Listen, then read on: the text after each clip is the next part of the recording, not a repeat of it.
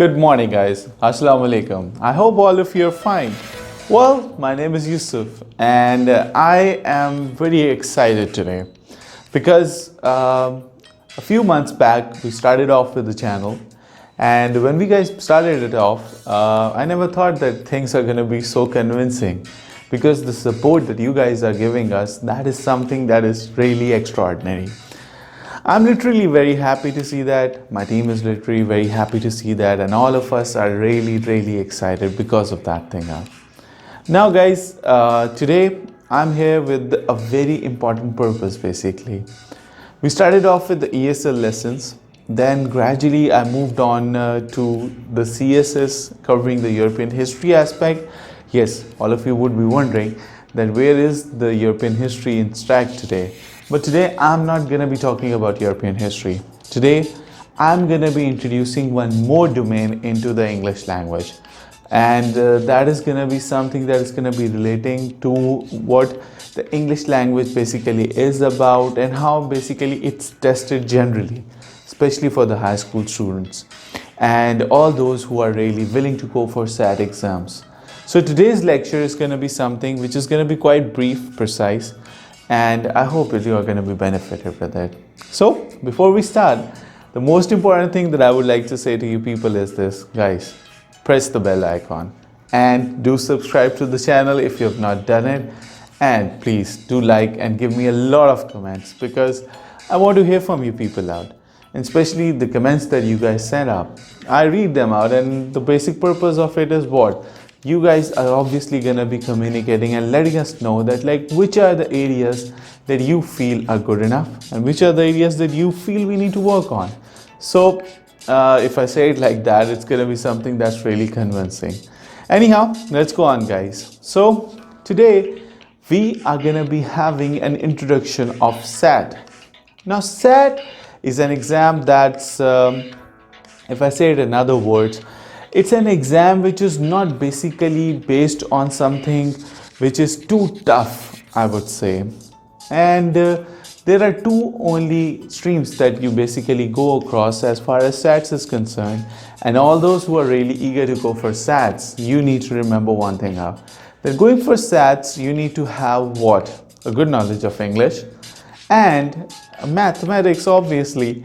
But I'm not going to be talking about maths because maths is something that's not in my domain. So I would only be focusing on what? I would only be focusing on the portion of English. So on English, what are we going to talk about? Basically, I'm going to be telling you people how your paper is going to be like, what are the things that you need to prepare, and how you can really get good marks in it. Okay guys, the most important thing that you people need to remember is what? The time. SAT exam has extreme amount of importance because of the timings. But firstly, we need to know what is going to come in that exam, because if we don't know that, then how is it going to work out? So three aspects, 1, 2 and 3. And what are the three aspects? The first thing is going to be your reading. Now the reading portion of a SAT exam is basically something which is literally very important.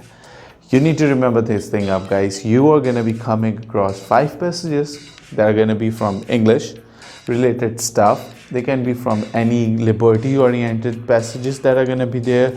Basically, it's going to be a comprehension sort of a test in which you're going to be having 5 different passages, and the time duration that you would have is going to be 65 minutes for that.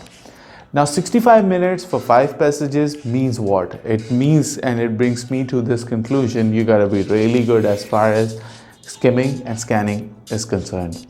You need to understand the main extract of the idea of the paragraph. So the texts that are gonna be coming your way are gonna be interesting, but you need to be on your toes.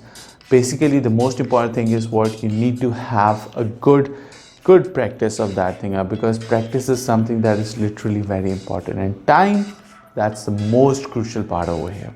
So that's what it's going to be like. Other than that, 5 passages and 65 minutes, and each passage is going to be comprising of 10 to 11 questions, but they're going to be MCQ based questions, means you're going to have multiple choice questions, and there are going to be 4 options. You would have to opt for one out of all the rest. Second portion is going to be of your writing portion. Now, Writing portion is going to be comprising of what? The writing portion is going to be comprising of the basic grammar skills that are there. You have to test this thing up, something in a sentence. Is it grammatically correct? If something is written down, was it correct on or not? For this portion, you get 35 minutes time. Now, 35 minutes time, then how many passages do you have to attend? 4. So in a total, on the writing portion, you have 4 passages that you come across. 35 minutes for that thing up, and you simply have to just pinpoint this thing up out of all the options that you have in each question, which is the correct answer. The final portion, this is an optional one, but I would prefer this thing up. Going for this thing is really good, and that's the essay. Now, essay is going to be something essay is going to be something that's going to be a rhetorical analysis, and that's what basically you would have to not give your own personal opinion. No, not at all. You would have to give and provide evidence from that particular extract that has been given to you, and that is going to be there for you, and you're going to get a time of 55 minutes for that. Now, the question that pops up in everyone's mind is this: how much time are you going to get for it?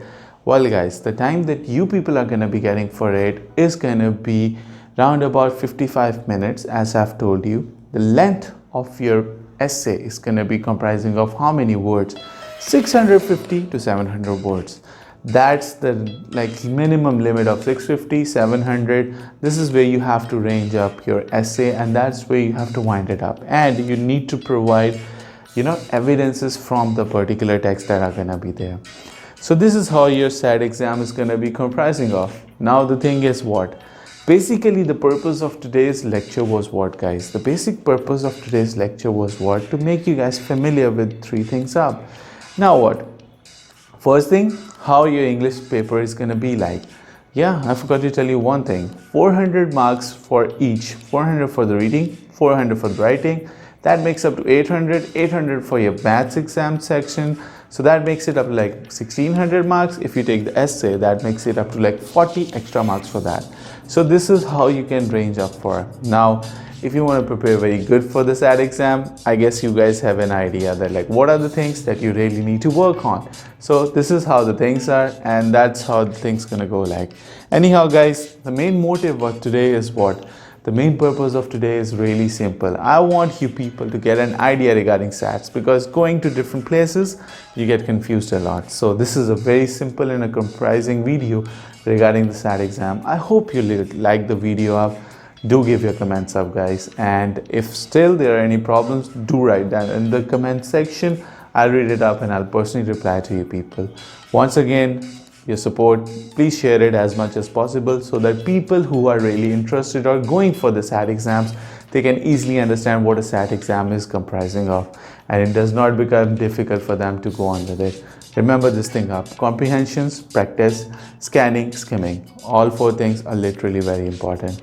Thank you very much for your time. Take care. Allah Hafiz.